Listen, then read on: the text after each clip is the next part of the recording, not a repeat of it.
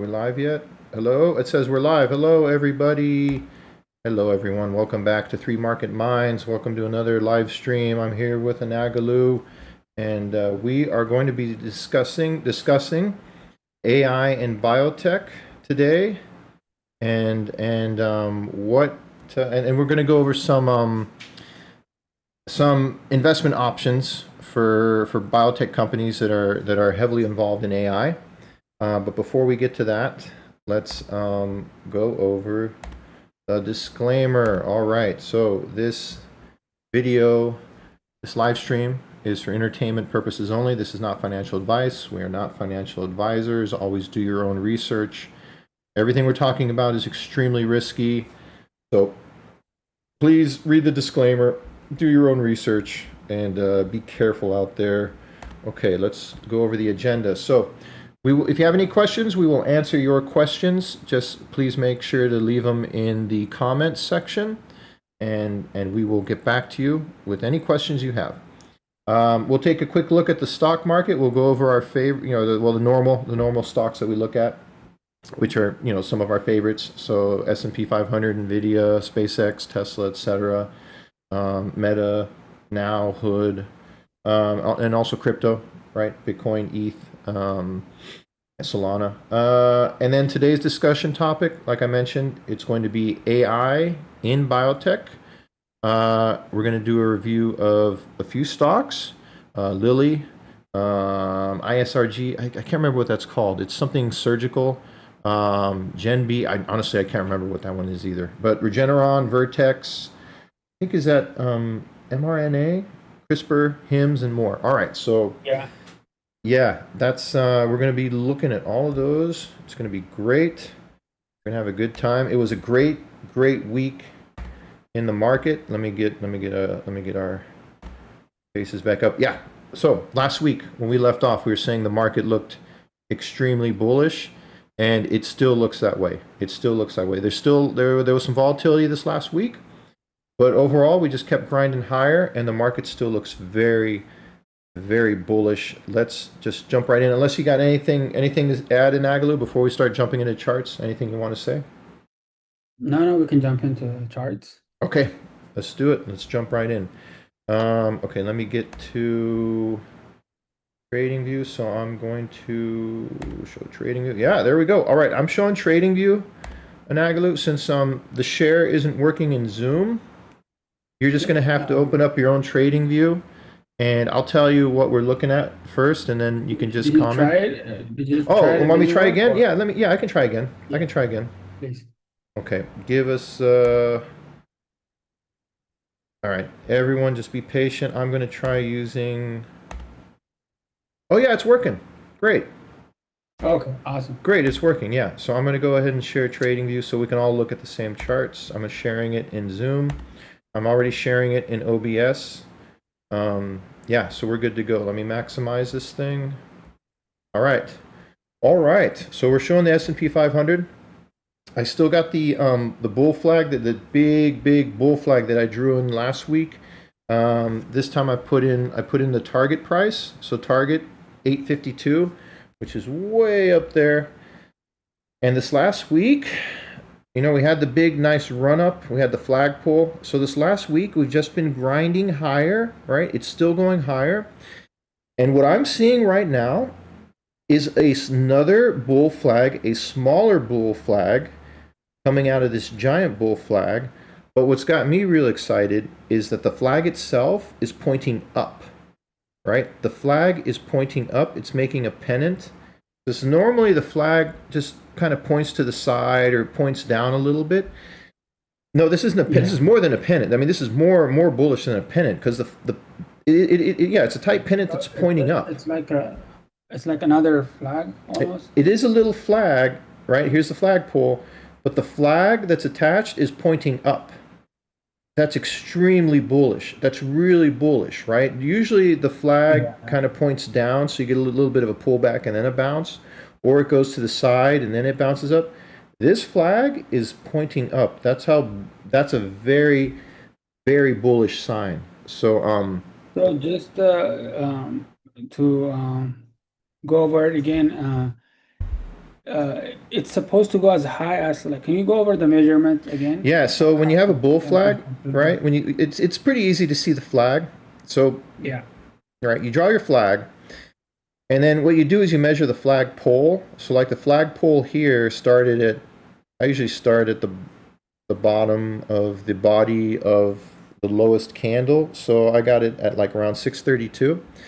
And then I got the yeah. flag pole going all the way up to about 760, right? So the difference between those two numbers, that's the length of your flagpole. So we built the flagpole, and then we built the flag, and it's kind of like it's a triangle. It's basically a triangle formation, right? And then once we break out Kind of of the looks like a little diamond there. exactly right. Well, it's half a diamond. It's one Yeah, side of the diamond, right? So it's half a diamond. It's a triangle. So when you break out of the triangle formation, the expectation is that you will go up, and you measure this from the bottom of the flag. So I actually took the lowest point, well, the lowest body, right? I kind of tend to ignore the wicks, but I took the lowest point of the lowest body in the flag, and I use that, right? I take that as the lowest point, and then you add the length of the flagpole, and that's where I get the 852 number. So if this holds up, we're just still just right in the beginning of a big bull run.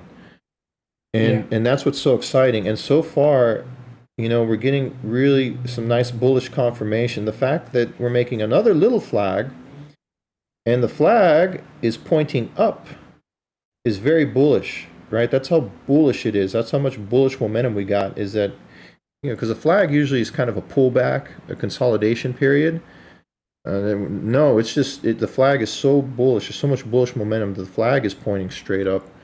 So we'll have to see what happens next week. We'll have to see if we keep breaking out. If we yeah. if we get another big run up like we did last week, or I think it was the week before we had the big run up. So we'll see. We'll see what happens. I don't think. Let's take a quick look at Nvidia. Is Nvidia earnings? I don't think the Nvidia earnings are next week. I think it's the following week. Yeah, the Nvidia, because that could definitely spark a big rally. Yeah, it's the 26th, so not it's not next week. But there's lots of things that could drive the market higher. Not just Nvidia. But so yeah. To me, it looks bullish. What do you think? Yeah, it looks that way. It's just a matter of how long, right? Like I if would it's say, gonna hit I would say, that 852 target. yeah, I'd say until it hits a target. I'd say until it hits the target. Unless there's a Yeah, complete Nvidia is looking breakdown. good. Google's looking good. Microsoft, Apple didn't do as good, but it didn't do horrible either. Yeah. Well, let's run through those real quick. Yeah, Okay, so let's do Nvidia. Yeah, Nvidia still hasn't reached all-time highs yet. So that could be a catalyst, right, for the market move. Because if Nvidia can break above the previous all-time high, we could see it run up a lot. So let's keep an eye on that.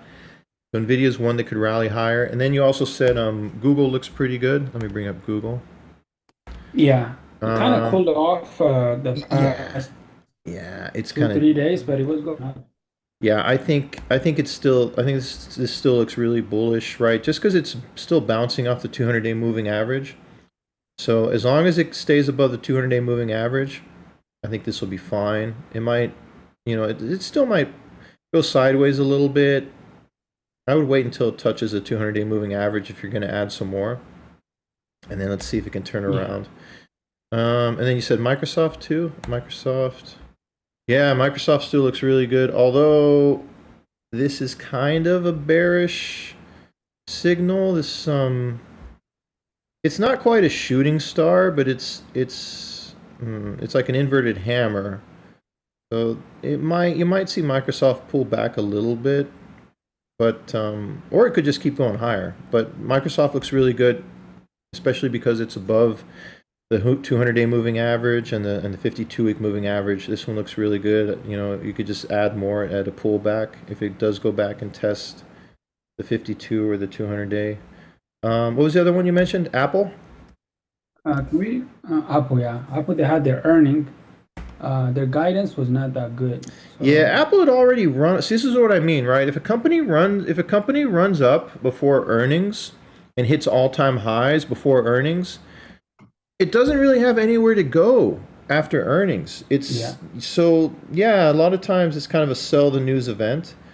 But Apple still looks really strong. It's above the 200-day moving average, the 52-week You moving think it average. will, you see, like, I don't know if you go back a little bit towards a few candles back, there was no, no, not that, not that Not far, this not far that back? far. Okay. Like, where there's like a gap. Mm-hmm. Gap there, gap down, gap, another No, gap no, go here. back, go back more. Oh, even more? No, no, a little bit forward. Sorry, it's yeah, there's like a tiny gap right there that it went up to fill. I Right don't know if you there? can see. If you go back slowly, Right there? that there, yeah, that one. Mm-hmm. You see that gap? Yeah. Yeah, it went back up to fill it. I Yeah, think it's it gonna did. do something similar here, but this gap is much higher though, much bigger. Yeah, I also think, the 200-day moving average is kind of nearby. So that's always Yeah, going to act as support. So yeah, it might go sideways a little bit, or it might even come back down and touch the 200-day moving average. Oh yeah, this gap will get filled. I yeah. don't So see I don't see Apple dropping below the 200-day moving average because it's just been riding it for so long. Yeah, and then even when it does drop below it, it gets back above it pretty quickly. Yeah, I think Apple will be fine. It's definitely one of the best of the best, right? It's one of the Magnificent Seven, and I mean, me personally, I don't invest in it because I don't think they're a strong enough AI play. Right? yeah, Yeah, for me, it's all right. Me, I'm just focused on crypto and AI. But look, other people, they have other things they like to invest in. So you just got to find the companies you like to invest in, and no, Apple's a great manufacturer. They manufacture iPhones, right? Devices. I mean, that's their thing. If that's what you want to invest in, and then yeah, Apple is like the best at making phones and mobile devices and things like that. Um, all right. So what else did you want to look at? I think those are all you mentioned, right? Meta. Yeah. Okay. We'll take a quick look at Meta. Let's see what Meta's been doing.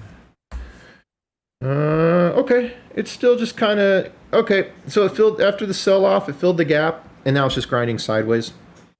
To me, Meta doesn't know what the heck it wants to do.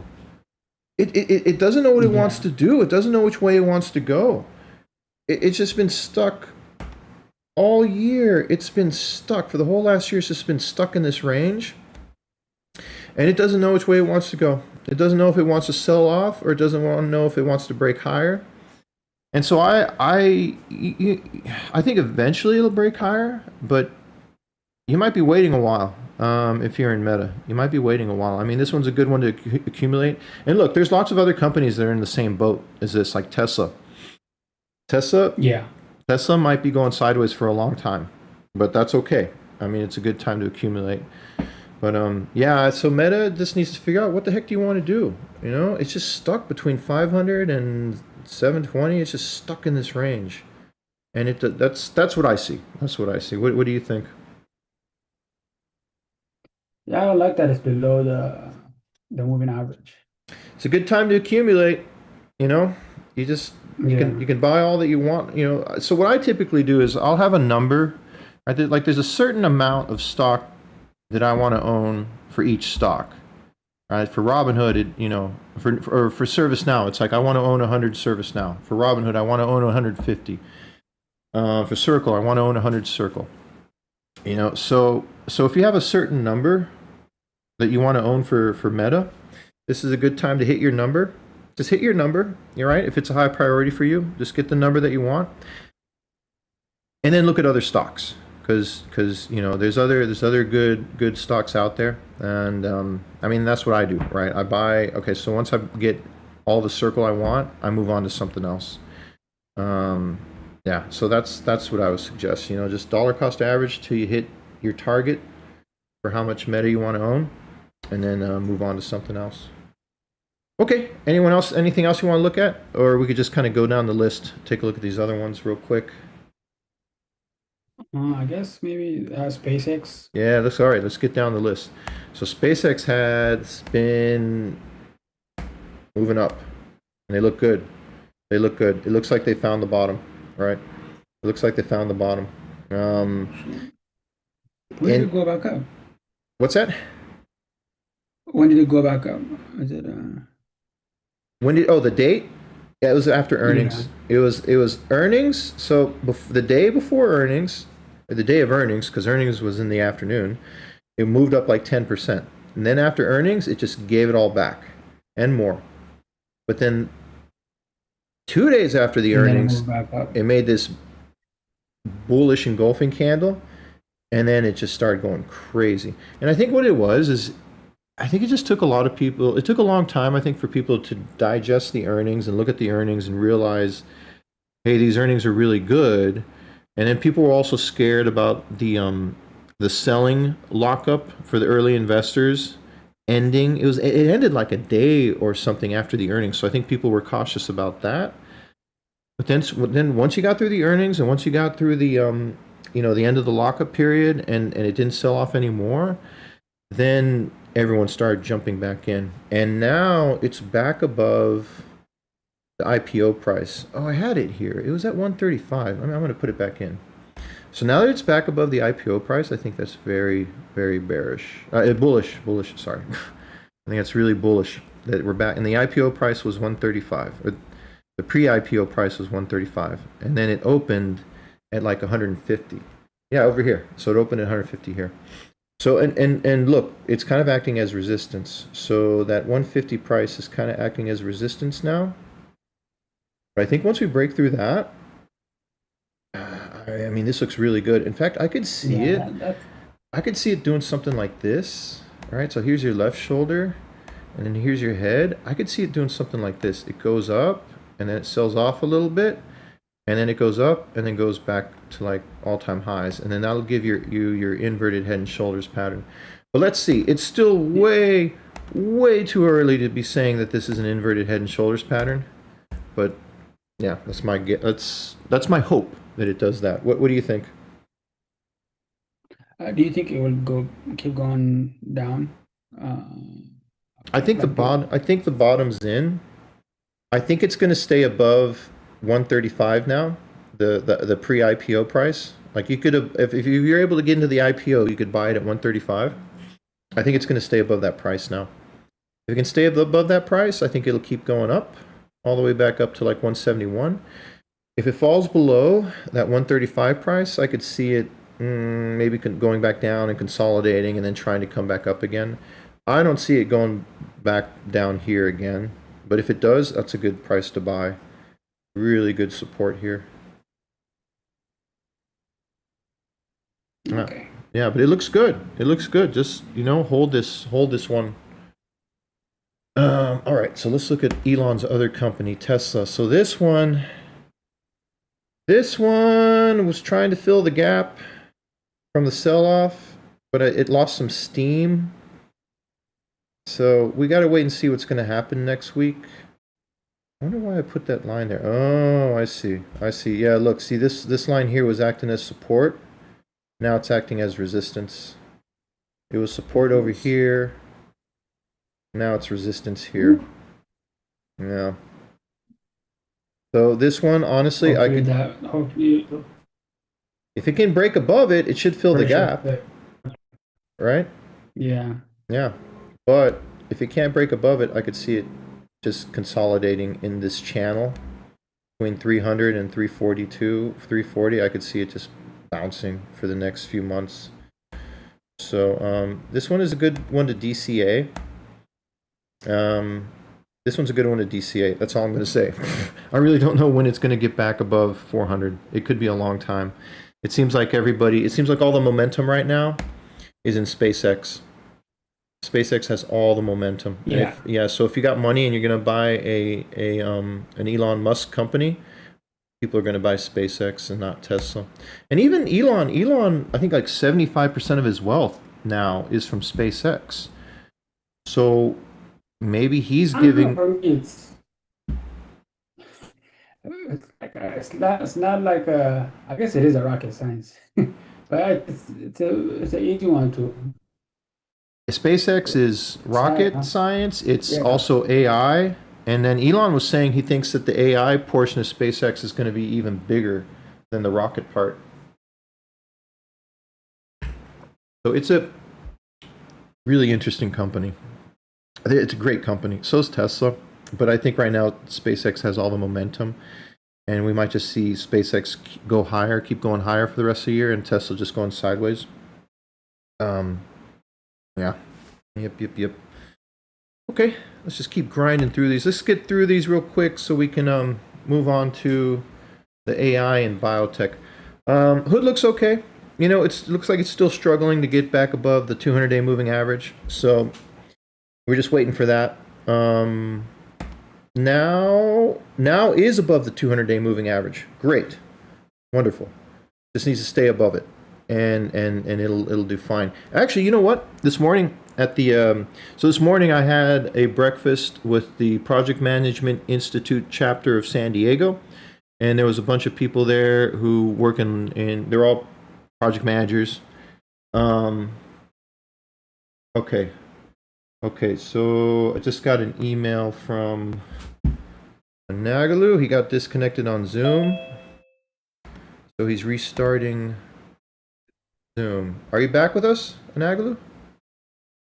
Yeah. Okay, Sorry great. about that. I don't know what happened. Yeah, no problem. No problem. Okay, you're great. You're back. So, yeah, so this morning I had a breakfast with the Project Management Institute of San Diego, the local chapter. Anyway, there's project managers from Yeah. all sorts of different industries.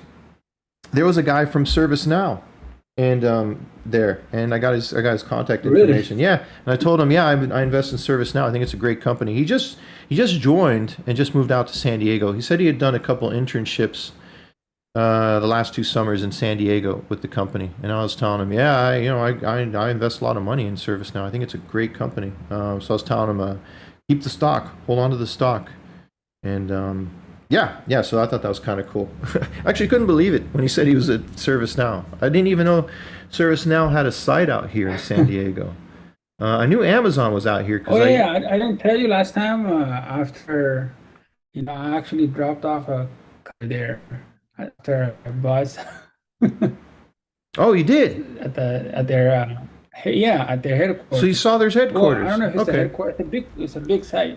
it's probably their. It's a big Yeah, it's one. probably their San Diego. Up in Yeah. on La Jolla. Cool. Yeah, I didn't know they were out here. You know what? Let me ask AI where ServiceNow headquarters is. ServiceNow headquarters. It's in Santa Yeah, that Clara. I remember actually increased my confidence. Yeah, me too. Yeah, so it's in Santa Clara. And that's where I went to school. I went to school at Santa Clara Okay, University. but they have a site here. Yeah, It's so actually a big one here yeah, too. okay. And if it's in San Diego site, let me see what AI says about the San Diego site. Uh, oh yeah, it's by UTC. Talking to Wells Fargo. Yeah, It's by University City UTC area, Eastgate Mall. Okay, cool, cool. All right, yeah. So you know yeah. what? And I remember For he them, the said, I remember he target, said that. I think according to Wells Fargo, it's 175. Great. Oh, their target. Oh yeah, no, good. Yeah, Yeah, I got a target here for the because I kind of drew out an inverted head and shoulders here, and so I got a target at yeah, 165. So that lines up with them. That lines up with Wells Fargo. Great. Okay, let's move on to Circle. Oh, Circle had a good move this last week. Circle had a good move. It got all the way up to 76, 75. Kind of sold off on Friday, but again, this is another one.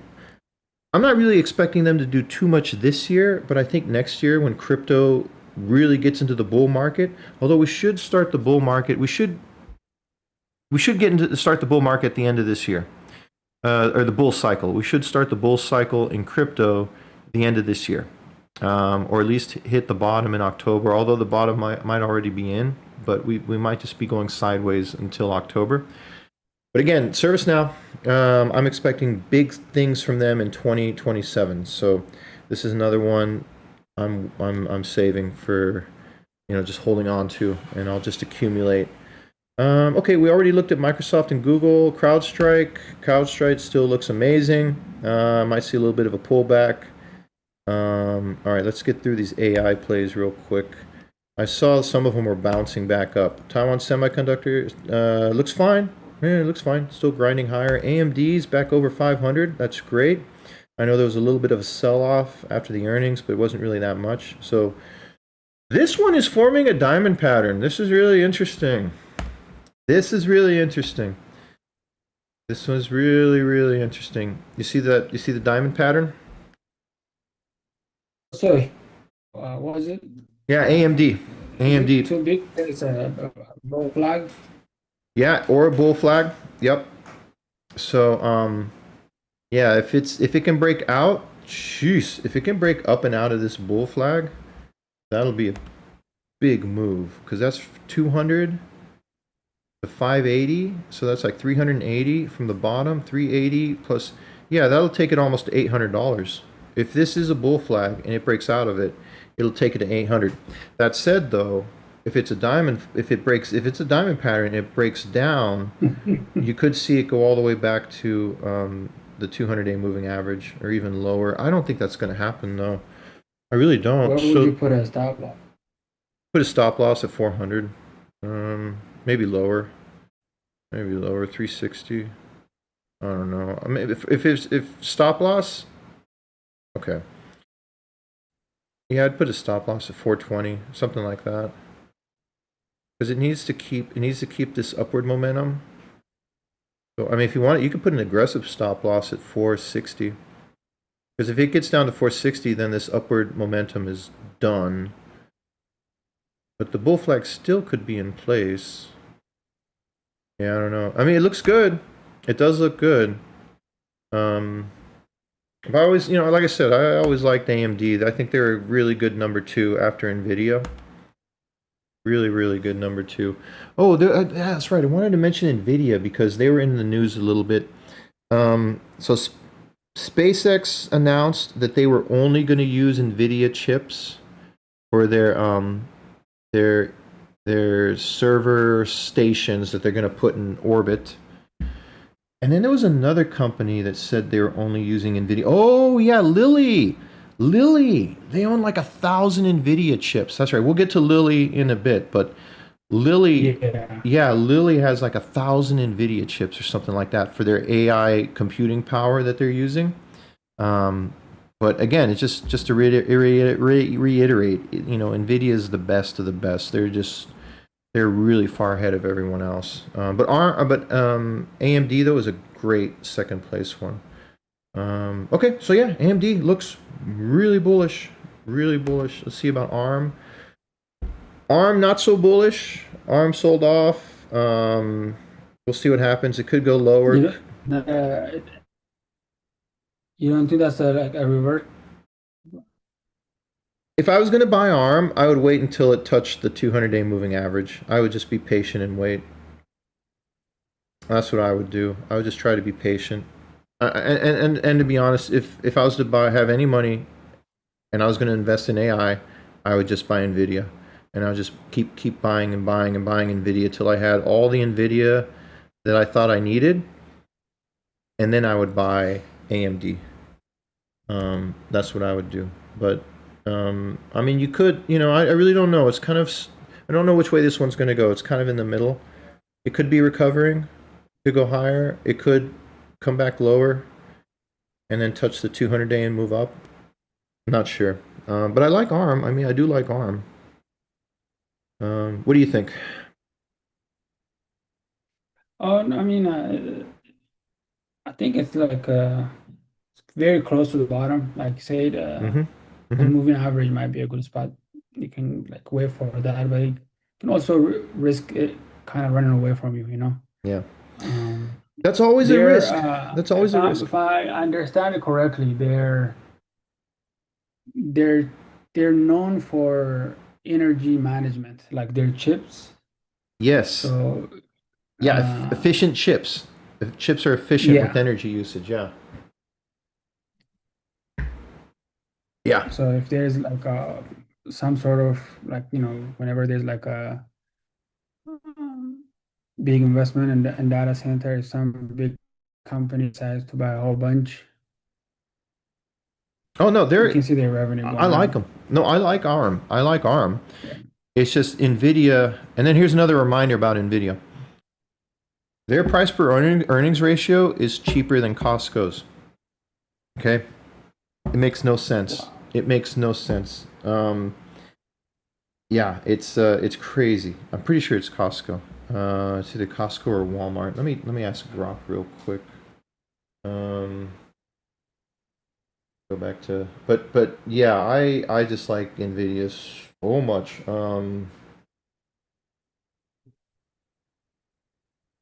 Yeah, here we go. Oh no, I Yeah, just they saw. made a really good push this past week. I mean, I don't know, they might even go above the all-time high, Yeah, they're back depending on over 220. That's a good place to be. Yeah, here we go. yeah. Sector. Where is it? You know what? I'll just ask Grok a new question. Nvidia PE ratio versus Costco and Walmart.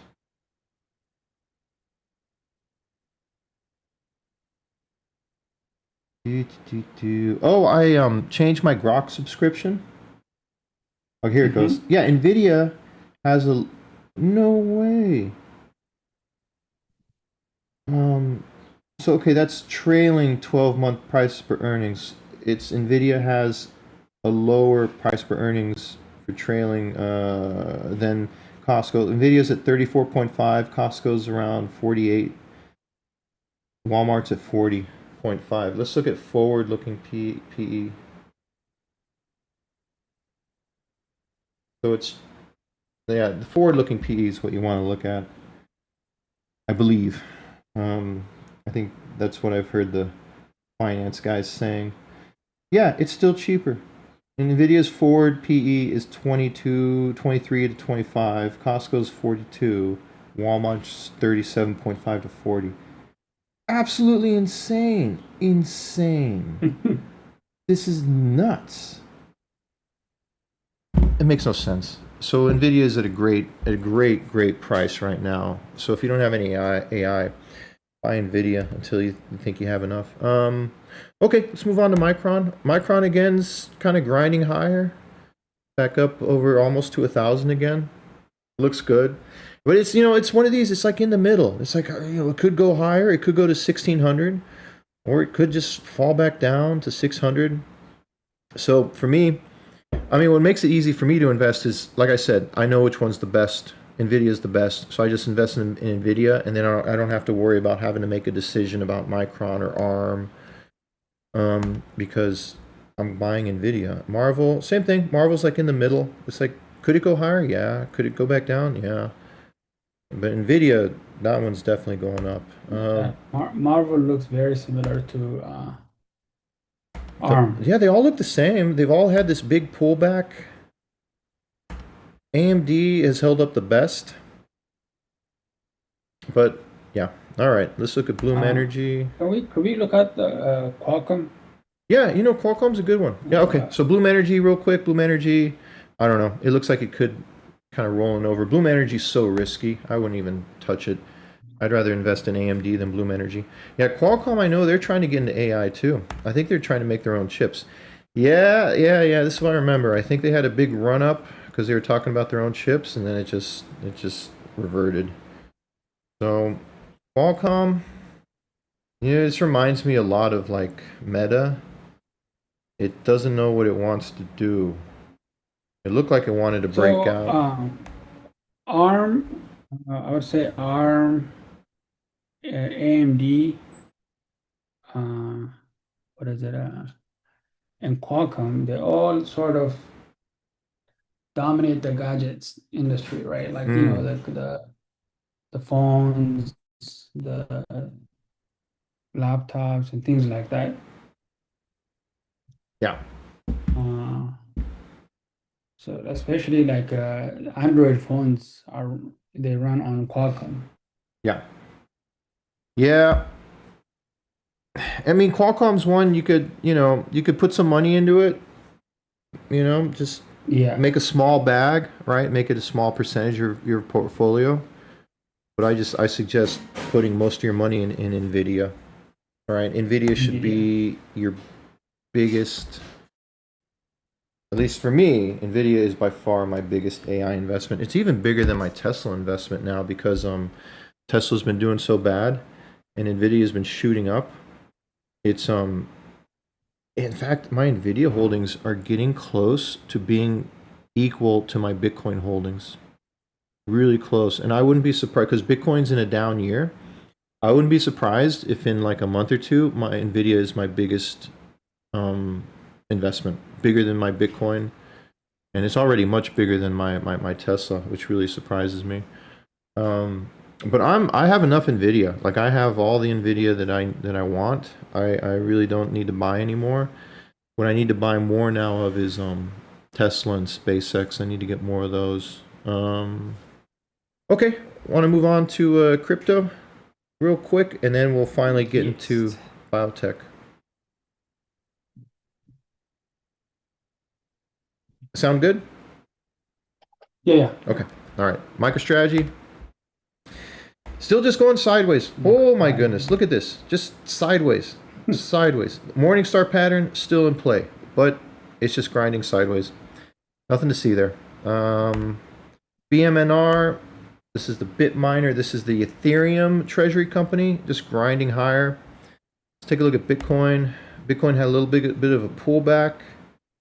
But that's okay. That's fine. Like I said, I don't think I think it's just going to go sideways until October. And then finally in October, it'll jump back up. So we'll just keep an eye on it. Same thing with Ethereum. Ethereum is just going higher. That's interesting. Ethereum's What is going. the catalyst? What's the catalyst like? It's the Why? 4 year cycle. It's the 4 year cycle. That's it. Every it's like it's the halving. It's the halving. So every 4 years there's a Bitcoin halving, and I can't remember what the calendar date is, but it's like the bull market starts I think a year before the halving, and then it ends 1 year after the The halving. halving, can you explain that a little bit more? Well, okay, so the halving means when halving happens, the rewards that the Bitcoin miners get gets cut in half. That's what happens. So every 4 years, the rewards that the Bitcoin miners get cut in half. And that's why it's tough. It's one of the reasons why it's tough to be a Bitcoin miner, because every 4 years you lose half your revenue. But it supposedly gets balanced out by the price of Bitcoin going up because gets more scarce when you're not able to Mm-hmm. mine as much.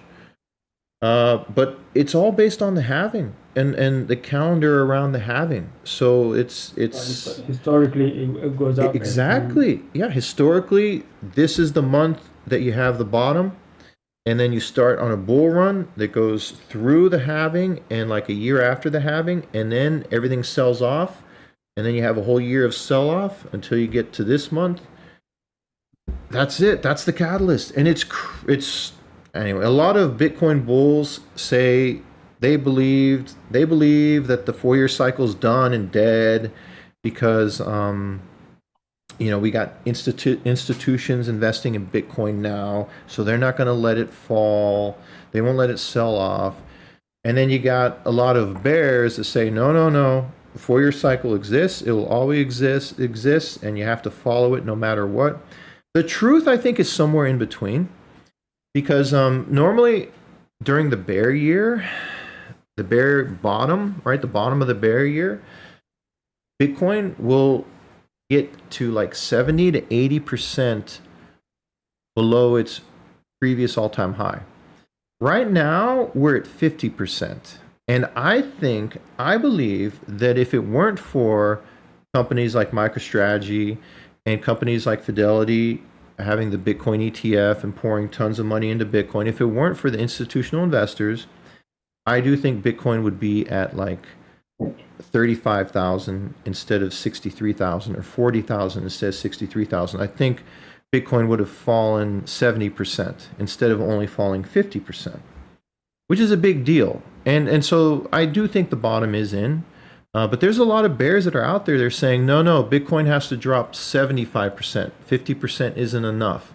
And we're not going to get to the bottom and turn around and move up until it falls 75%. And this is purely based on what's happened in the past, which I think is ridiculous because that's not how the markets really work. It's not. And that's not how, patterns exist, but they're going to change. They're going to vary. So anyway, that's my opinion. We'll have to wait and see what happens. But it's all about the calendar. So you're saying it's just a matter of until how low it's going to get until the halving. I think the bottom is in. So the bottom is in, but I don't think we're going to. Now I think we just have to wait until we get to October. Because I think in October, that's according to the calendar, that's when the bull cycle is supposed to start.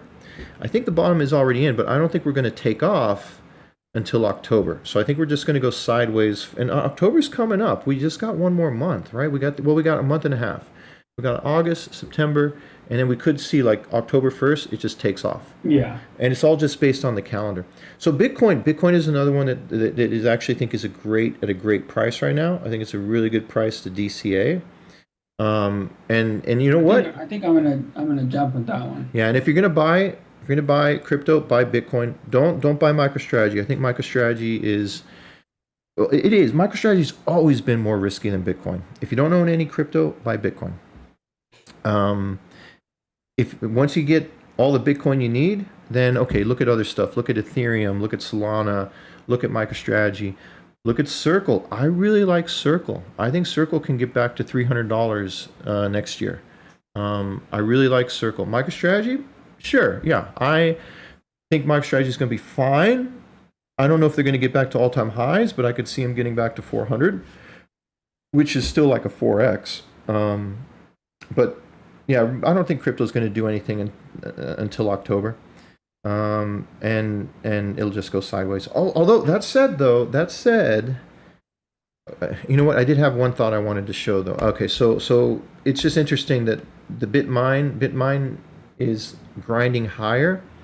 And this is the Ethereum treasury company, while Ethereum itself is actually just going sideways.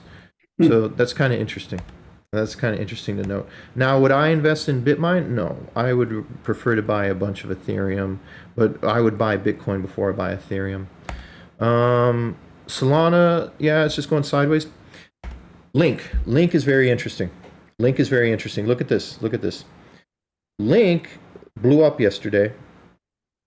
And I think this is what's called a technical breakout. I don't think there's any, as far as I know, there's no news about Link, but I can ask Grok real quick. I think what happened is Link finally got above the 200-day moving average and then just broke out. And none of these other ones, none of these other cryptos are near the 200-day moving average. Right? The 500, the moving average, and also the. Sorry, what's that? No, I think it went up above the moving average and also the resistance. Yeah, once it got above the 200-day moving average, it blew up. Let me ask AI why Link is moving up. I think it's just a technical move. Yeah, you know what? AI is saying technical breakout.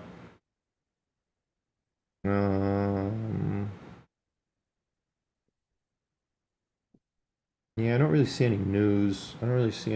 About why Link is breaking up.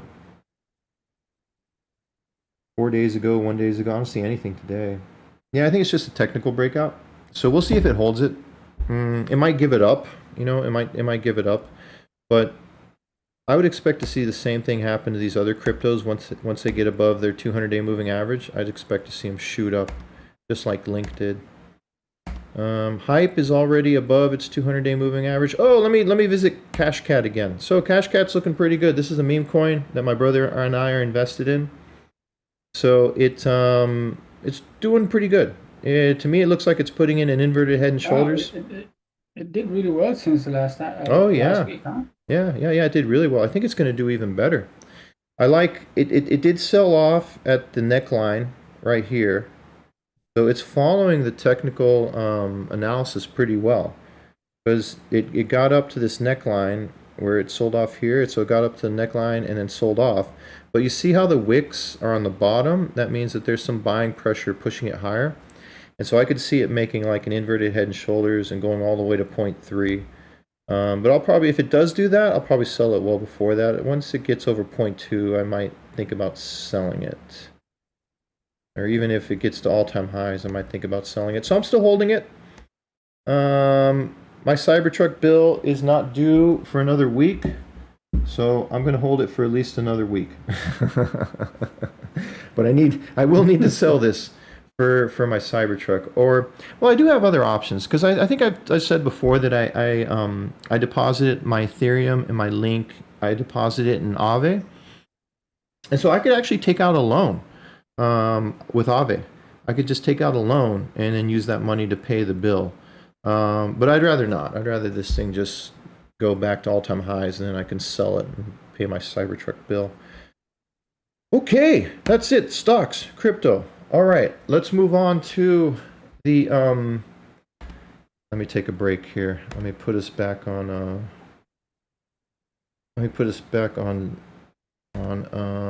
Zoom. Let me close this. Oh, where'd our Zoom call go? Where'd our Zoom call go? Did I close it? Oh, there we are. Okay. All right, everybody. All right. So that's it for stocks and crypto. We're going to move on to our discussion point. So what we decided to do is each of us did some research on biotech companies that are using AI. And we're going to take a look at the charts of the companies we discussed or researched and discuss the charts and discuss how they're using AI. And again, none of this is financial advice.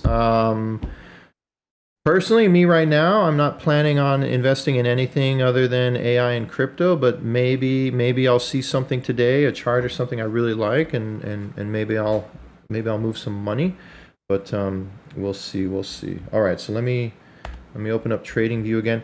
So Anaglu, I'm going to let you start because I've been doing a bunch of talking. Let me take a look at the agenda. So Regeneron, you want to start with Regeneron? REGN? Yeah. Okay. Let me see. I'll just give me 1 second. The Regeneron, this is what I would call like a mega cap biotech company. It's been around for a really long time. And I actually did not know they were doing anything with AI, so I'm really interested to hear about this. Yeah. So I think just in general, this is like how everybody's talking about like where is the use case for AI and things like that. I think the biotech sector is one of the main area where like it would triple, quadruple the productivity and all that stuff, with the research. They have a lot of smart people who know exactly what they need. They have the need for it, essentially. It will, I think it will accelerate drug discovery, right? Yes, I mean, you're in that sector. You know how this stuff goes. I am in that Uh, sector. Yeah. yeah. Uh, and I think for our audience, also for me, I think it's like I'm trying to understand how it works usually. I think it's kind of when they do these things, the drug discovery and stuff, it's like a platform. Uh, like for example, Regeneron has what they call a velocity suite or velocommune. It's it's a type of technology that allows them to do not just one type of drug, different types of drugs or different types of. So if even if one fails, they will keep uh, manufacturing other types of drugs, essentially. Yeah. 'Cause So Regeneron yeah, already has a pipeline of drugs, right? yeah, They've been around for a long time. They've already got drugs that they're selling. So now it sounds like they're using AI to help develop new drugs, but that can take a long time. So even if those drugs don't pay off immediately, they have other drugs that are already in the pipeline that they're already selling. yeah. So they can keep making money. Yeah, and this is definitely like a big mega cap biotech. I drew in a couple lines. Looks like I drew in a Regeneron. Looks like they've been in this channel for, wow, I don't know, over a year. Over a year they've been in this channel, and it looks like they're getting close to breaking out of this channel. All right. Yeah, you just keep testing it. Yeah, they do keep testing, so it's really interesting to see what happens um, with them. Yeah, yeah. So you said you looked into it, and they're using AI to develop new drugs. Do they have any that are in clinical trials yet? If do you know? Maybe you could ask AI if they've got anything in clinical Let's trials. see.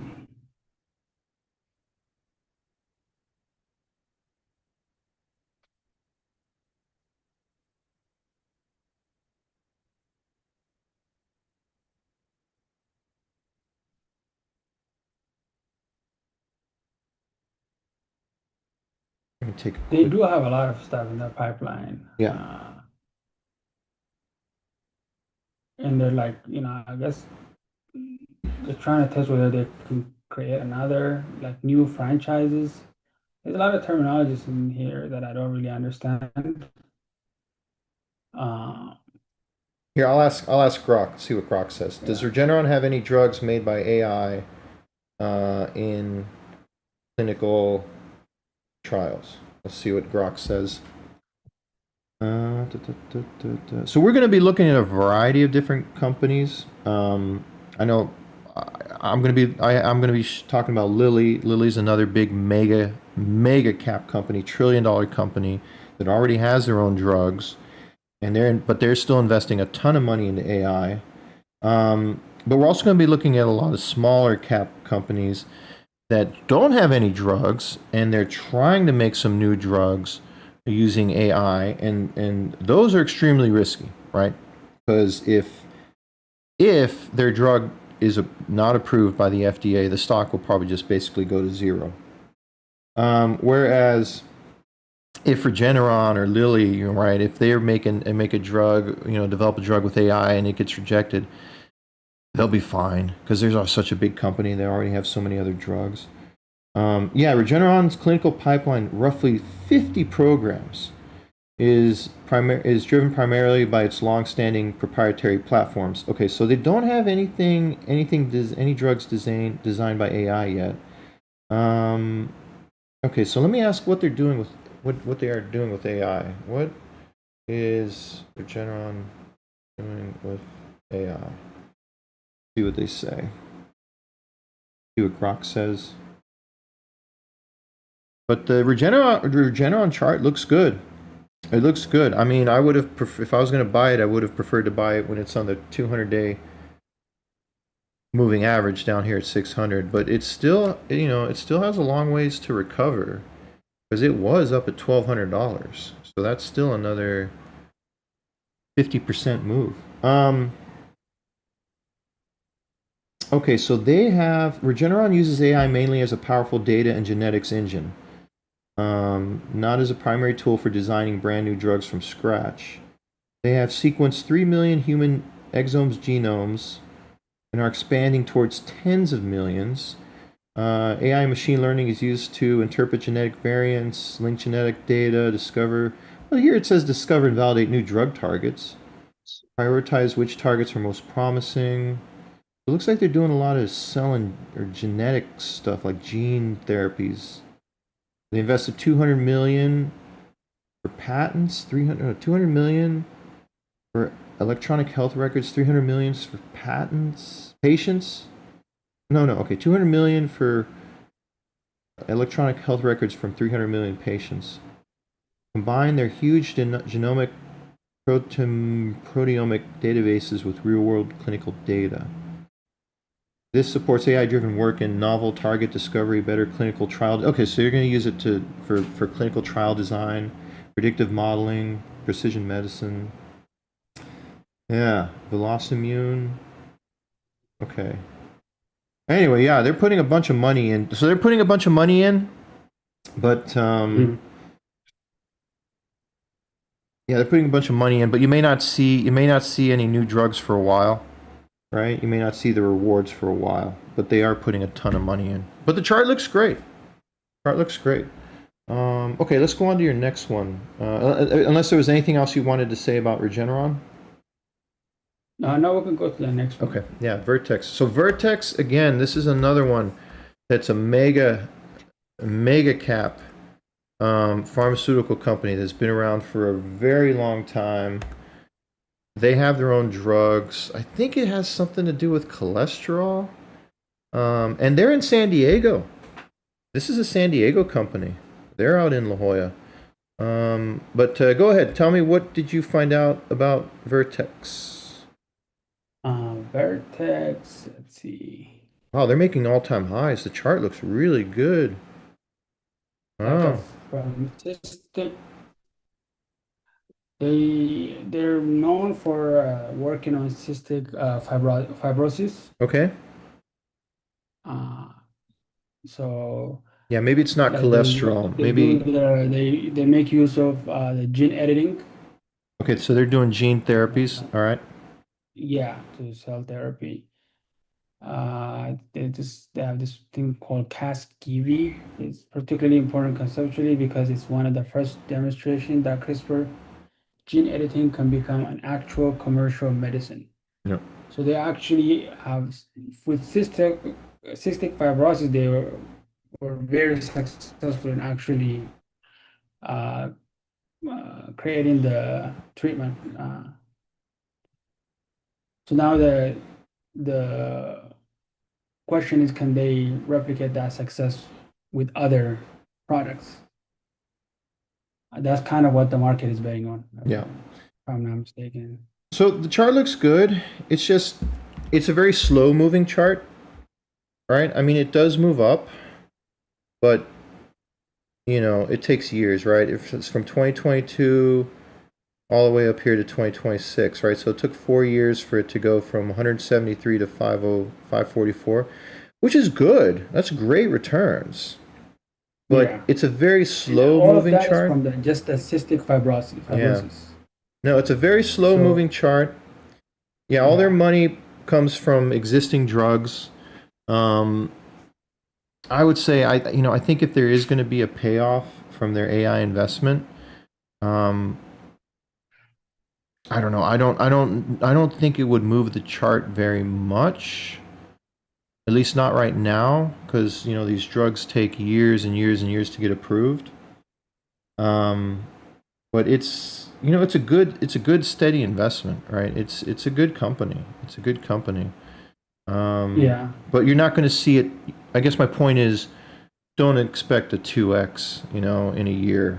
That's just that's not. This thing is too big. It's too big to move that quickly, and it also, any sort of drugs it's making with AI, I don't think they get approved by then. And even if they did, I doubt that those drugs are going to be bigger than anything they already have, like for the cystic fibrosis. But it's still a good, if you want good solid returns, this is a safe play, pretty safe. And it looks like it just made all-time highs too, and it's above the 200-day moving average. So it's good. It's good. Okay. Anything else you want to say about this one? I mean, like I was saying, it's just essentially were very successful with their existing platform. Yeah. The cystic fibrosis, and if they can. Yeah, they've been around for. In the future, I think they're gonna use the money that they have, and they're gonna probably research, do more R&D. Like you say, it's gonna take a long time. Yeah, yeah, and they've been around for a long, long time. So this is one. that's not going to go to zero. You know, you can put money into this one. It's not going to go zero. It's basically just been going up. It's a safe investment. It's a safe investment. Same thing with what was the last one? Regeneron. Yeah, I would, yeah, and this one's above the 200-day moving average too. So I think both the charts look pretty good. I just wouldn't expect huge moves because of any sort of AI developments from these guys because they're already so big and they already have so many drugs. Um, okay. Okay. Let me talk about a couple of the ones I'm looking at. So the first one I'm looking at is Lilly, and this is again, actually, I think this is bigger. This one is bigger than Regeneron and Vertex, and it might be even bigger than if you combine those two.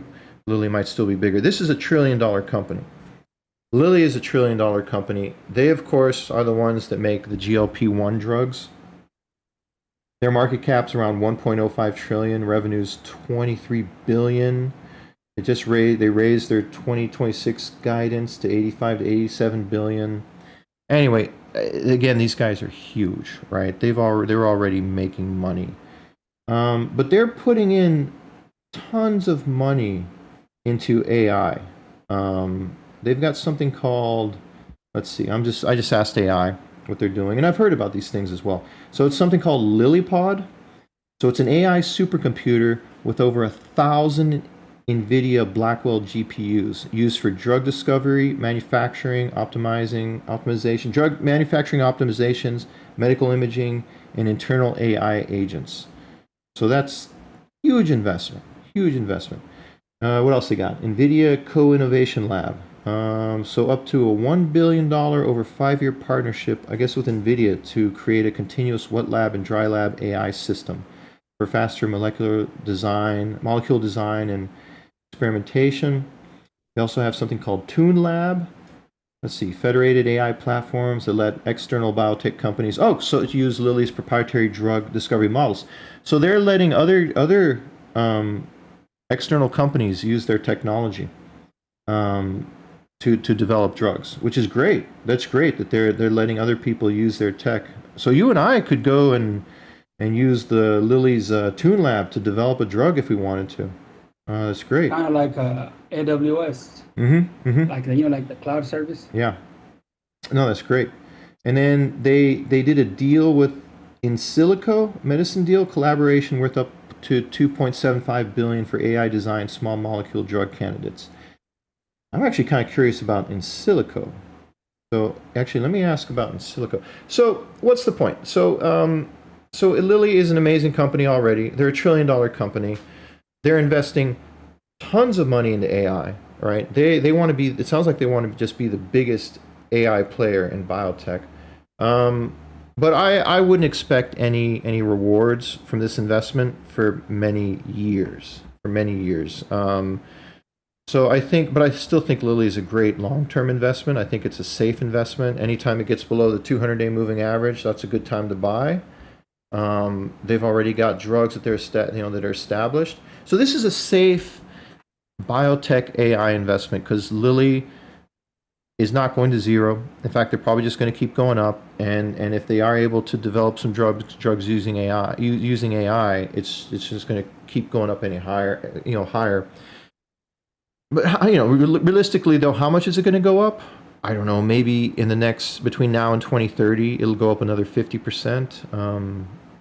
Or maybe in the next year it'll go up 50%. You're not going to see crazy returns, right? I don't really expect Lilly to 2x or 3x in the next year or two. But maybe by 2030. But I think the strength of Lilly is that it's a very safe investment. Very, very safe. Even if the AI stuff doesn't work out, they're already making so much money. The stock will probably still go up. So these are very safe plays. So let me see what's going on with this In Silico public company, because this is one I did not know about. I bet you it's still private. Otherwise, we'll just take a look at it right now. Okay, yeah. If it's public, we'll just look at it right now. Oh, it is public. Oh, but it's in Hong Kong. Interesting. What is it called? In silico, silico medicine. It is a public traded company, but it's on the Hong Kong Stock Exchange. You know what? I think I heard about these guys. There is a US over the counter ticker, so let's take a look at it. ISLMF. Interesting. This is interesting. Okay, what's it done? Kind of consolidating. Okay. Let's talk about this now. All right. So this company here in Silico, Oh, it is. It's over the counter. yeah, it's over the counter, so you could still buy it. And over the counter is fine. I've done over the counter purchases before. Like I used to buy before we had the Bitcoin ETFs. I was buying, oh, what was it? It was an over the counter company that owned a bunch of Bitcoin. It wasn't MicroStrategy. I can't remember what it was, but it was like an over the counter Bitcoin ETF basically, and I would buy it, and it was fine. So over the counter is fine. I'm fine with buying stuff that's over the counter. Now, am I going to put like tens of thousands of dollars into this? No. Would I put $1,000? Maybe, because this is one that could 10x, right? So this one is extremely risky because it's a company that uses generative AI to discover and design new drugs. It is one of the purest AI native drug discovery companies. All right. This is interesting because now we're cooking, right? This is the stuff I think the audience came for, right? They want to hear about this risky stuff. I don't think they want to hear about Lilly, Regeneron, and the big mega cap companies. I think a lot of the audience wants to hear about the companies that are going to 10x, 20x. This is one. This is one that could 10x or 20x. Although the market cap is still pretty big. The market cap's about 3 billion US. I mean, that's, you know what? No, that's still small. That's still small. Okay. This is one I think that could still 10x. If they can develop a drug that works, then this one is going to go up really high. So they have a broad pipeline, 40 programs, right, across fibrosis, oncology, immunology, CNS, I don't know what that is, metabolism. They have IND clearance on multiple assets. They have, let's see, they have one drug, Rentoserative. AI discovered an AI designed TNIK inhibitor for idiopathic pulmonary fibrosis. It is the furthest along pure AI designed drug and has advanced into phase 3 trials. There we go. We're in phase 3 trials for this drug. Here it says they have a recent partnership that includes Takeda. Yep. Have you heard of Takeda? Takeda is a huge company. Takeda used to have a site here in San Diego, but they shut it down in 2024. Yeah, Takeda is a huge company. Yep, and they have the partnership with Lilly, which is huge. So a lot of big names. That partnership with Takeda is estimated to be about $600 million. Yeah, I think the one with Lilly. How is it still over the counter? I don't understand. Well, because it's only listed on the Hong Kong Stock Exchange, so they're not listed in the U.S. Oh. So, but I don't understand. Let me see. Their headquarters is in Boston, with major operations in China. Maybe because they're using. Okay, if I had to guess, it's because they're using Chinese AI to develop these drugs. If I had to guess, which is smart because American AI is really expensive, really expensive. Chinese AI is cheap and it's good. American AI is probably better. It's probably the best, but it is so expensive. I mean, Cloud is ridiculous how expensive it is. Grok, I think, is the cheapest, but I don't know if Grok can make drugs yet. Grok's good for doing stuff. But if I had to guess, it's because they have a lot of strong partnerships with Chinese AI companies, and that's why they're listed in Hong Kong. And I think that's what's going on. So this is a really interesting one, everybody. Okay, remember I was saying I wasn't going to invest in anything? I might put Yeah. $1,000 into this. I might just buy the over the counter stock, and just put $1,000 into it. Unless I can find a crypto alternative. Let me see if there's a tokenized version of this stock. So let me see if there's a tokenized version of In Silico. And then let's see if we can find out what blockchain it's on.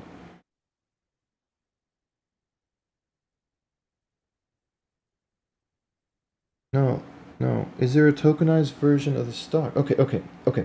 Tokenized version of stock to buy on a blockchain. Let's see. I'm actually kind of excited about this one. I'm getting excited about this one, so I might throw some money at it. No, there is currently no tokenized version of In Silico stock available on any blockchain. Been on the exchange list as on the over the counter only for how long? Since March, right? Yeah, it just went public back in March, so this is a brand new one.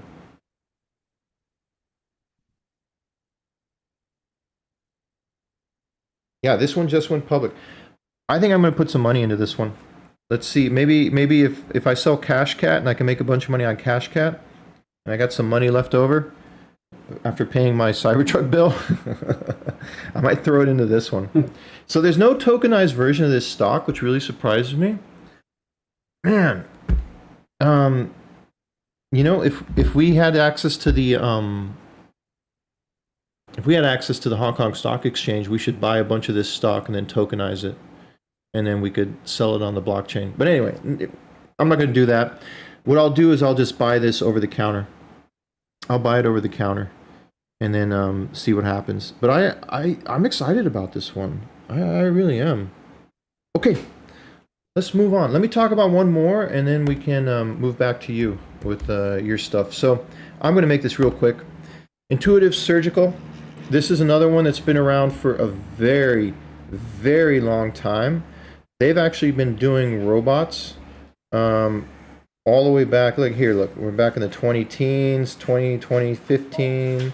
So they've been around 2012.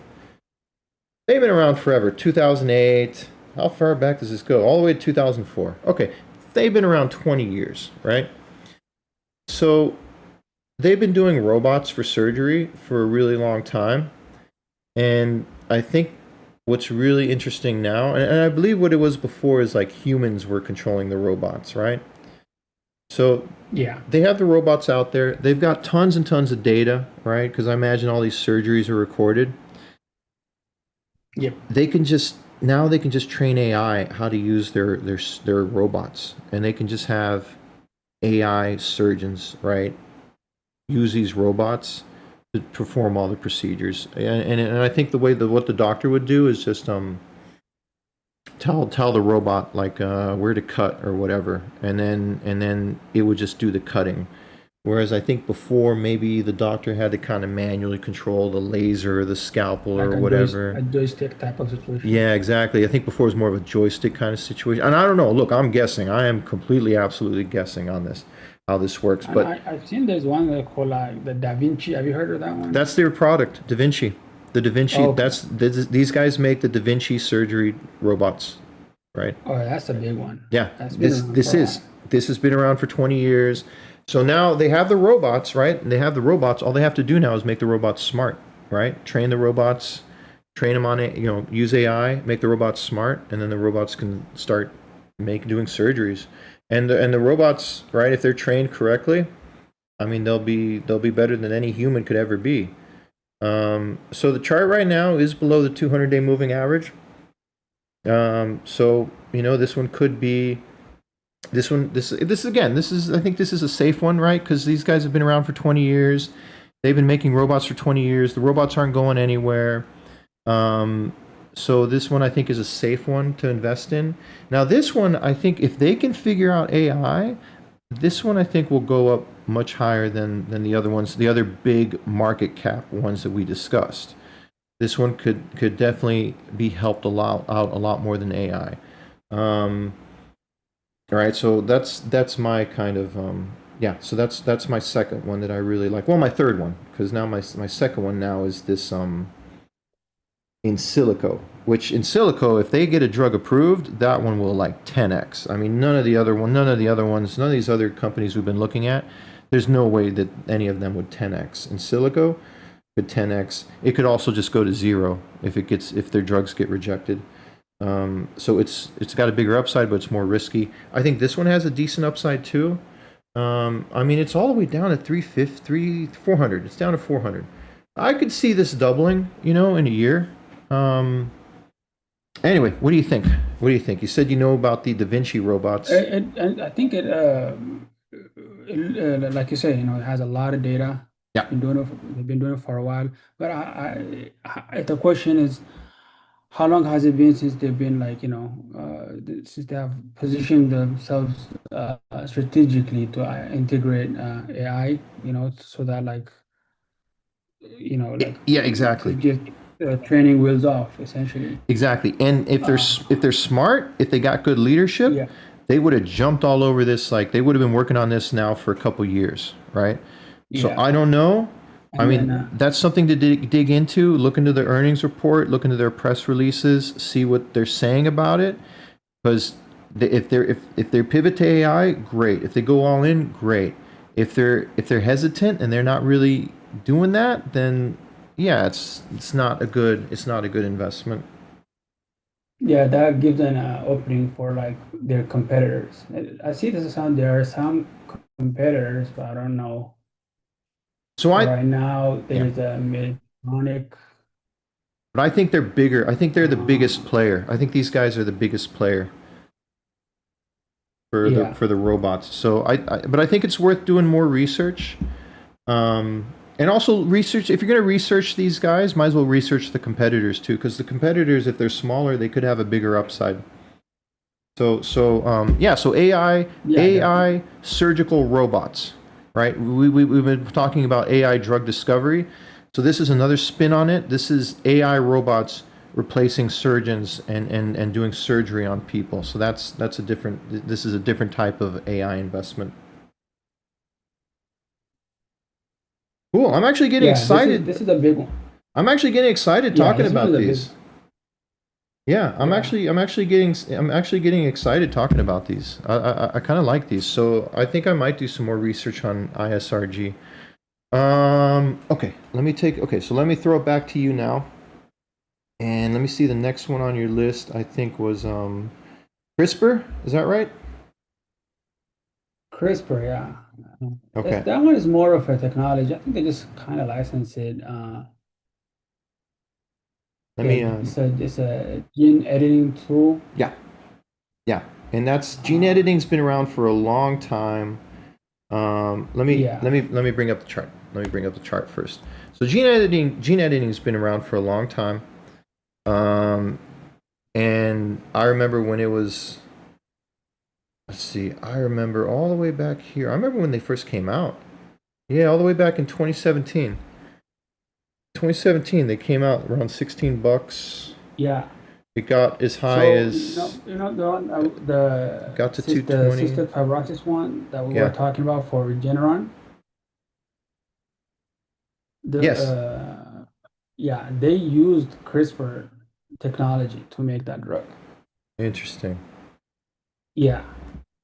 Interesting. Uh, Okay, so well, tell me about CRISPR. I mean, do they sell the technology or do they develop their own drugs? I think that's what they do. I think they sell the technology. The CRISPR tech. Okay. Uh, it's like a technology platform.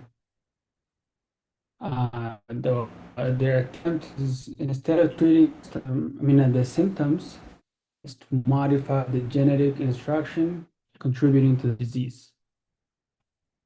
Uh, Yeah, it's gene therapies. It's gene therapies. Yeah, you're yeah, literally like cutting and pasting genes. Um, so it's gene therapies. Um, okay. Oh, we skipped Moderna. We'll go back to Moderna. But I think Moderna is also kind of like Yeah, gene we can go therapies. back to Moderna actually. Let's well let me take a quick look at CRISP. Biotech. Yeah, CRISPR, they're kind of just going sideways. Um, it's just going sideways. Let me see what Grok is saying about. You know what? Here it's saying CRISPR is not a primary an AI company. It's gene. Okay, it's gene editing. Does CRISPR use AI? AI is not the core of their platform business. So CRISPR. Oh, I didn't search it out as a AI related. Oh, okay. Yeah, So, but what I could see CRISPR being used by companies that are maybe developing drugs using AI, right? yeah, Yeah, and yeah. As then a and then they primary and then they source. use the CRISPR technology. So it could benefit from the AI drug development, right? Kind of like kind of like companies that are building servers, right? I mean, they're not doing AI, they're building servers that support AI, right, for the computing power. They're benefiting from AI. So CRISPR, their technology could benefit from AI drug discovery because now all of a sudden you've got tons and tons of drugs that people want to try out, and they need to use the CRISPR tech to make them. Okay, all right. So this one's yeah, kind of like a side play. But side plays are really good. Like oh, I mean, a perfect example is Marvel, right? Marvel's a fiber optic company. They don't do AI, they don't make AI, but they provide all the fiber optics that are used in all those servers to support the AI computing power, and the Marvel stock just went crazy. Um, so CRISPR is kind of like that. They're kind of like a supporting tech, right? It's a tech supporting AI AI drug development. Okay, let's take a look at Moderna. Moderna sounds really familiar. Didn't they make a COVID vaccine? I'm almost certain that they did. In fact, I'm pretty sure that I took the Yeah, Moderna vaccine. I think I took the Moderna yeah. vaccine for That's what COVID. they're known for, Yeah. primarily. Like, In fact, you know what? Let me expand the chart because I remember right before COVID, or I think their chart exploded. Um, yeah, here it is, or after COVID. Yeah, so you see this big pump up? Yeah, this is because of COVID. Mhm. That's because of COVID, right? 2021? Yeah. Yeah. So that's what they're, Since yeah, like you then, said. they've just been, And then it's just been, well, COVID's been kind of disappearing. But yeah. So recently, turn it around. the FDA approved Moderna's mRNA influenza vaccine Okay. on August 6th. So that's the main news that they have. Yeah, so it got as high as like 480, almost 500. So almost got to $500. So yeah, mRNA. So they do mRNA manipulation, which I think is another type of like gene. Let me ask gene editing. Let me ask Grok. Okay. Okay. Yeah, it's instead of editing the gene, the mRNA, like the one that the gene copies. Yeah. Yeah, it edits that one. Oh, so it Like makes right so the before the new protein. genes that are Right. made are different. Yeah. Okay. Okay. Interesting. Interesting. Okay, no, it's not a gene So editing company. What is it? It's the it's mRNA. not yeah. It's messenger RNA delivered via lipid main focus. Gene editing? No. No, yeah, it's not gene. Like you said, it's not GNA. It's okay, It how doesn't touch your genes while it's operating on mRNA. it's an mRNA company. There you go. But it looks here Yeah. like they're expanding into vivo CAR T, which is CAR T is cell therapy, but they're using mRNA. Okay, so it's an mRNA company. Let me see if they're doing anything with AI.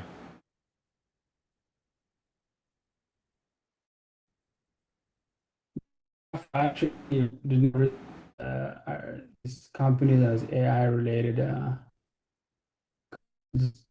access to uh, major biotech Yes, companies they are doing something with AI. with the potential. Yeah, they have a Yeah. system called Lucy. It's Oh, built. nice. They built an internal AI machine learning system called Lucy, revealed at their 2026 Science Day. Runs a closed loop experimental cycles. An AI generates hypotheses. Robots run the experiments. Result go back to AI, learns, and iterates automatically. Okay, so it can test hundreds of thousands of iterations. Used for optimizing mRNA sequences, lipid nanoparticles, LNP formulations, and other parts of their platform. Has access to all of Moderna's clinical trial and data. They also partnered with OpenAI. Okay, cool. Treats mRNA like a software, uses AI heavily to design and optimize sequences. Great. It's they are one of the more advanced big biotechs in applying AI and automation to improve and accelerate their mRNA. Good. So this is one. It's not as big as like a Lilly or Regeneron or Vertex. I'm kind of guessing, but I don't think they're as big as those. Definitely not as big as Lilly. I don't think it's as big as Regeneron or Vertex. Actually, I can ask AI. How big? And And that could be a good thing because it's like it means yeah, it has a lot, it's a yeah, lot because of room to grow. if it's smaller, then it can have more upside, right? And it's I mean, it's not definitely a small company. It's it's just not the stock is not doing that great. it's more well. Let's see. It might be more like a medium-sized company. It's definitely not a small company. Yeah. It's because they have their own drugs, they have revenue. Um, how big compared to Lilly, uh, Regeneron, Vertex? And it's yeah, if the stock was at 500 and now it's at 60 and it's back above the 200-day moving average. So it looks pretty good. This one looks pretty good. This one Yeah. and I think that's why I pulled it up. yeah, it's not as risky as like that other one we were talking about from Hong Kong. It's not as risky as that one. That one's by far the riskiest of all the ones we've talked about. Yeah, okay, so here we go. Eli Lilly, market cap 1 trillion.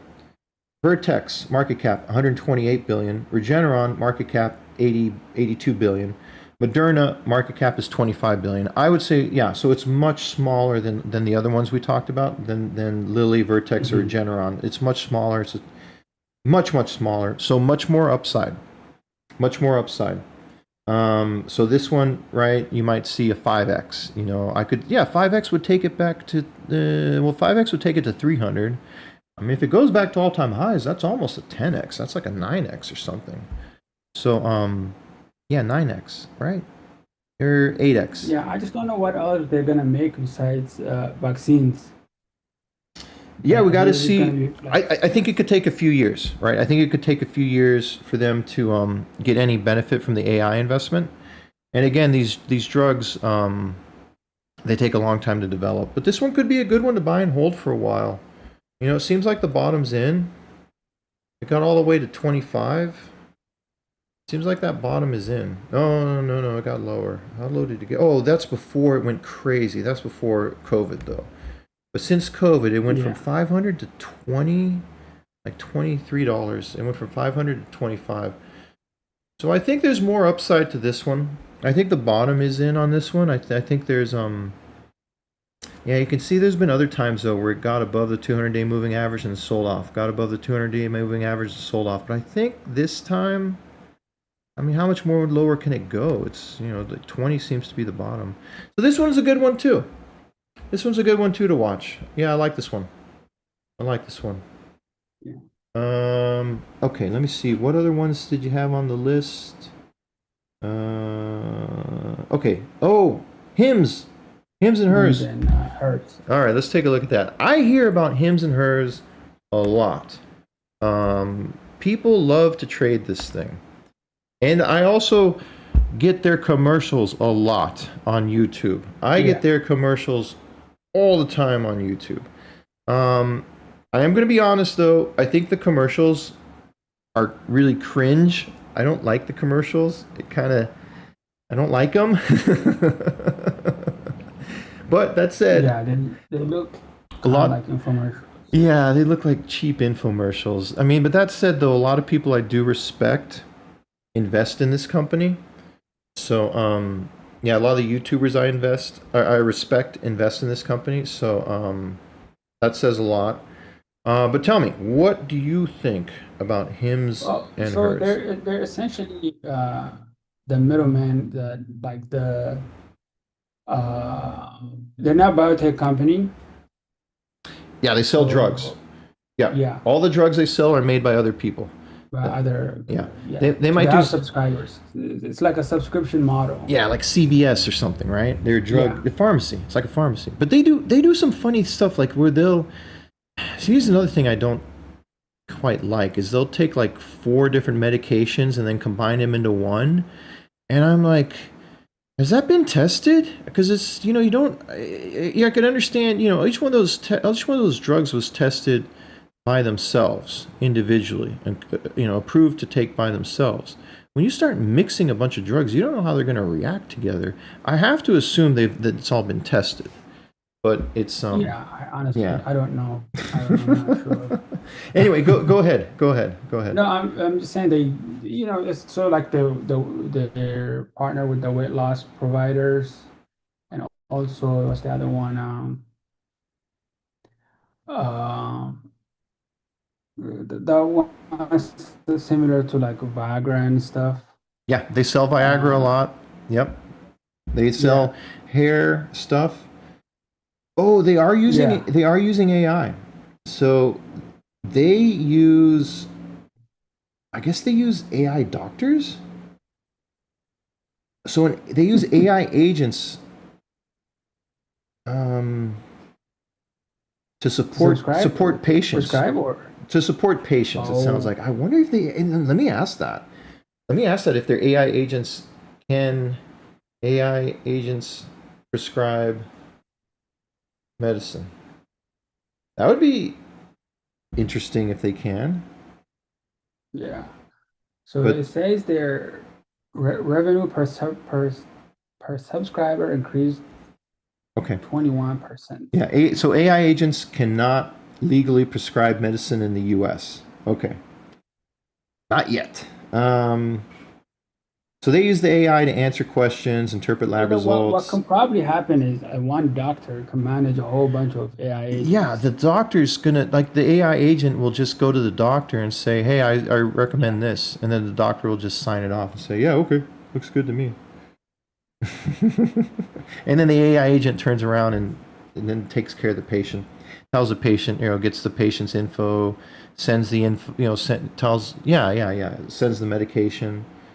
Um, yeah, interprets lab results, answer questions, suggests next steps, draft messages.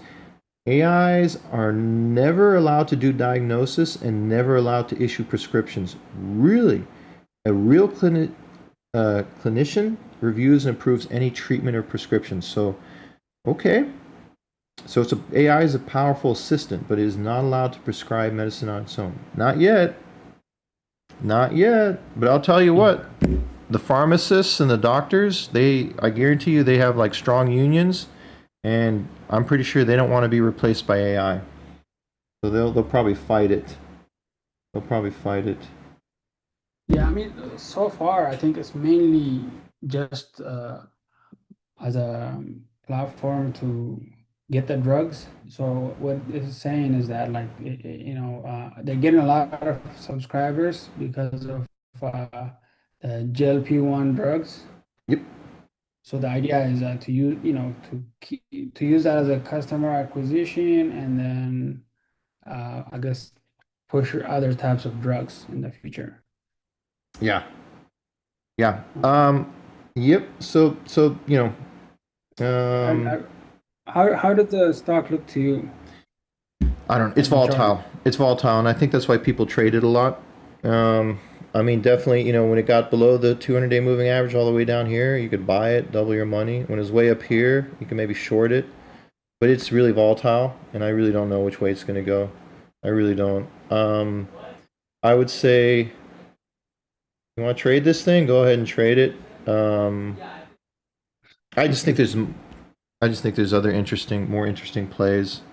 But like I said, a lot of people Yeah. invest in this. A lot of people invest in the people I respect invest in it, trade it. Um, it's and it's right at the 200-day moving average. So I really don't know which way it's going to go. I mean, look, there's a gap down here. If it does decide to turn around and fill this gap, and it gets down even lower, then that'd be a good time to buy. I don't think I'd buy it right now though, Yeah. but because it's just right in the middle, right at the 200-day moving average. But it's an interesting one. It's very interesting. It's an interesting company. I see their commercials all the time. And they're trying to push, you know what? I'll give them this. They're very innovative, right? They're trying to make it easier for people to get drugs. They're trying to revolutionize that whole prescription industry, so you don't have to go into the pharmacy. You can just have stuff delivered to you. Um, so I'll give them credit for that. It's just not for me. I just think there's other more interesting plays. Um, but no, but it's great to talk about. I hear about this all the time, so I don't mind talking about this company because Yeah. I see the commercials all the time. I hear about it all the time. I know they got sued. I think they got sued about something. They were making some claims, or actually, let me look it up. Hims lawsuit. So, this live stream's going really long, but it's because I actually got really excited about this discussion. I actually got really motivated No, about there's this. there's just a lot of opportunity. Like for example, with typical stocks, a lot of times, you're just waiting for the earnings, right? Yeah. With biotechs, there's a lot of opportunities for trading, such as the FDA approvals. Okay.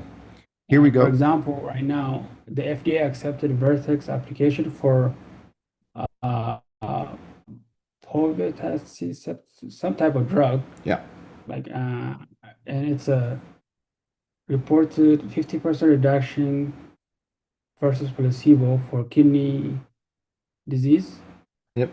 So if that, they how we were saying they mainly do the cystic fibrosis.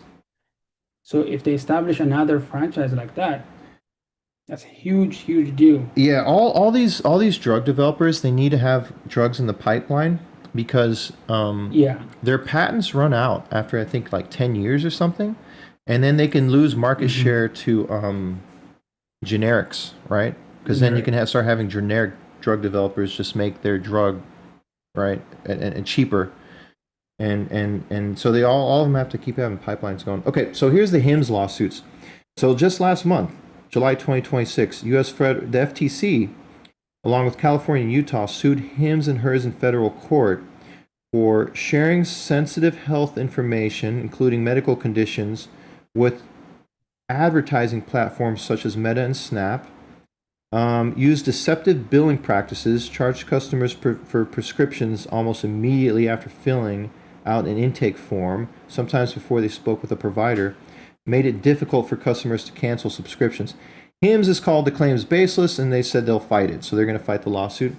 They were also sued by Novo Nordisk over compounded semaglutide GLP-1 products. And they said they resolved it. And Hims agreed to stop selling certain compounded versions and start offering branded products. Okay, so yeah, so Hims is like taking drugs and mixing them with other stuff and selling it. Yeah, because like, so they got sued about that. But anyway, so Hims is pushing the limit. they're they're pushing the envelope. They are pushing the envelope, and they're out there trying to revolutionize the prescription industry, and they're pushing the envelope and seeing what they can do. And I'll give them credit for that. But Yeah. it's not for me. Not for me. Okay, I got one more drug I want to look at. One more company I want to look at. Gen B. So this is a stock. This is similar to that Hong Kong company we were looking at, where it's a pure AI drug discovery company. They just came out. They just went public. Um, and Also in March, that's interesting. Just like that Hong Kong company. What was that Hong Kong company called? It was called In Silico. Okay, In Silico. Yeah. So these guys, pure play AI drug design company, Gen B, market cap's about 2 billion. I think In Silico was. You know what? I'm going to ask AI to compare to In Silico. So they have a drug, AI designed long-active anti-TSLP, so monoclonal antibodies, MOABs, for severe asthma. Currently in 2 global phase 3 trials. So they're also in phase 3. Okay, I'm gonna tell it to compare to in silico. All right, here we go. So this one again, extremely risky, right? If their drug doesn't get approved, if it fails the trial, this price is gonna like go to $1. But if it does get approved, you could see it go up, I don't know, 5x, 10x, something crazy. Okay. So let me see. So yeah, market caps are similar. 2 billion for Gen B and then 3 billion for In Silico. Both have a product in phase 3. Gen B does the asthma drug, In Silico does the TNIK inhibitor for IPF. Not sure. Um, Yeah, so they're very similar. They're very similar. Focused antibodies and some CAR T with Gen B, and then yeah, and Silico is broader. Multiple small molecule programs. So maybe they have a bigger pipeline. Deep expertise, Gen B, deep expertise in designing novel proteins, antibodies, and then Silico and AI platform target ID speed ecosystems. Okay, and using China ecosystem, speed advantage using China ecosystem. So they'll probably make the drugs in China too. So that's that. Yeah. So they're probably using China AI. They'll probably make the drugs in China. Interesting. Quick takeaway. This is what AI says. This is what Grok says. Gen B is a stronger in protein antibody design. In silico is ahead in overall clinical progress with small molecules and has a more mature, validated end-to-end AI platform. Both are among the purest AI drug design plays, but they attack different parts of the therapeutic landscape, proteins versus small molecules. Yeah. Yeah, small molecules are like peptides, and so they involve Mhm. more of like like organic chemistry, like chemical synthesis. At least that's my experience working with peptides. And then proteins you use, it's usually biologics. You usually have like a cell making the proteins. Let me see what else it says comparing these two, because I'm kind of interested in both now. Like maybe just throw $1,000 at each of them and see what happens. Um, yeah, and Silico has a broader pipeline. Mm, yeah, they both have high potential upside. So do they have anything in the market yet, or No, they're no, it's in still phase 3. Phase 3, I think, phase is the three? last phase, right? So if either one of them gets approved, you could see like the price, their stock double in price, right? Yeah. Or if it does really well, you might see a big company come in and buy them, and then you might see the price, really go up. So Gen B is higher risk, higher reward, because I think their big bet is just on one drug. And in Silico, it's slightly lower risk, still high reward, just because they have more programs. They're looking at more kind of drugs. Partnership strength. Oh man, Gen B, they partner with Amgen, Novartis. They're partnered with Novartis, so maybe Novartis comes in and buys them. You think Novartis would just buy That's them? what all Novartis does. Every other week, every other week. No, when I was working there, Novartis is buying another company. That's all Novartis does. In silico medicine, their partners are Takeda, Lilly. Um, yeah, I think both of these look really good. They're both extremely risky, so don't be surprised if you put a bunch of money in both of them and both of them um, go to zero.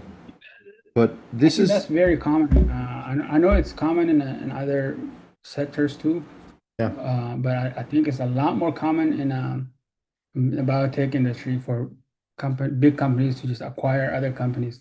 Oh, it's, Uh, yeah, that's all Novartis does. yeah. Goes around and buys companies. Yeah. So you know what? I like both of these. I'm willing to throw like $1,000 at each of them and then see what happens. I'll probably do that this next week because Gen B, I think the chart's at a good place to buy. Right? It's kind of it's this is a Gen Yeah. B chart. It looks like it's heading higher. And then the other one was in silico. In silico. Yeah, here it is. In silico. I think this is the one we were looking at, right? Let me see the stock ticker. Okay, give me. So this was fun. Today was fun. I didn't think I'd get this excited about these other investments. But I see some stuff here I really like, especially since this is an Yeah. AI play. Okay, here it is. Yeah, it's 3696. You know, so the Asian companies, the Asian stock markets are funny that they give their stocks like a number, right? So this one's on the Hong Kong Stock Exchange. It has a number 3696. So it's really funny. That's how it is, and I think it's like that for in a lot of the other Asian stock markets too. So yeah, this chart looks good too because it's sold off and now it's grinding higher. And then Gen B, kind of the same thing. It's actually this one's just been grinding higher, but there was a sell off last month and now it's grinding higher. I like both of these. I think Monday I'm gonna go ahead and buy both of them. I gotta figure it now, but now I gotta sell something. Um, so Yeah. that's the tough part. It's like, well, what do I sell?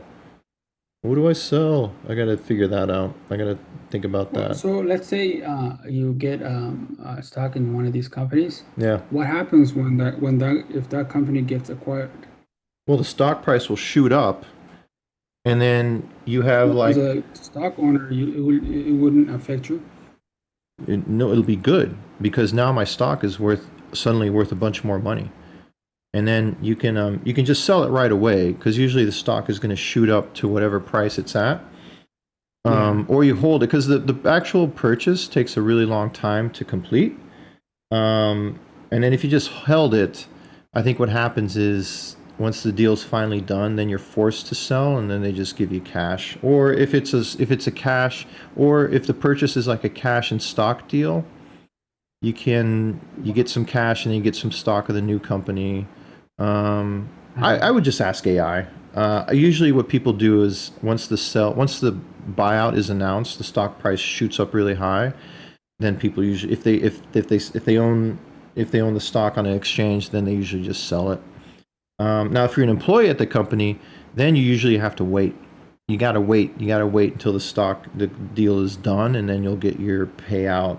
And but as a stock, if you're just buying this on an exchange, you might as well just sell it right away. But I think these are both good candidates for a takeover. So Um, generate biomedicine yeah, is looking at it on a Robinhood is 100% buy. yeah, it's in phase three. It's in Yeah. phase three.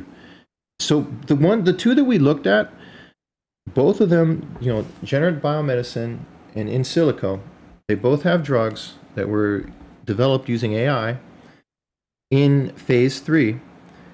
And here, you know what? I'm going to ask AI when approval for each drug. Okay, let me see. Let me see what AI says. When they think the approval is going to be.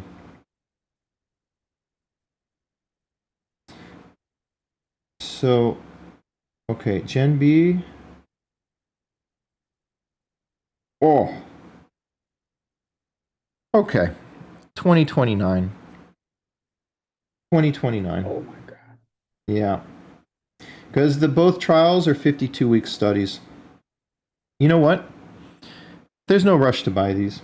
There's no rush to buy these.